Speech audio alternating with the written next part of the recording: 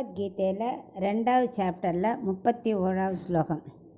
ஸ்வதர்மம் அபி சாவேக்ஷ்ய ந விகம்பிதுமர்ஹசி தர்மார்த்ய யுத்தாச்சேயோன் யக்ஷத்ரியஸ்ய ந வித்யதே.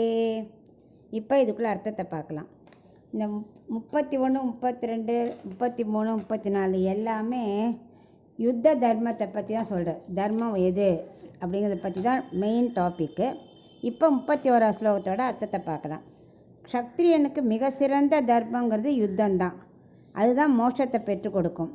உன்னுடைய வர்ணாசிரம தர்மத்தின்படி பார்த்தாலும் நீ யுத்தத்துலேருந்து விலக முடியாது. அதுக்கு உனக்கு அருகதையே இல்லை. தர்மத்தை நிலைநிறுத்தணுன்னா யுத்தம் செஞ்சு தான் ஆகணும், வேறு வழியே கிடையாது.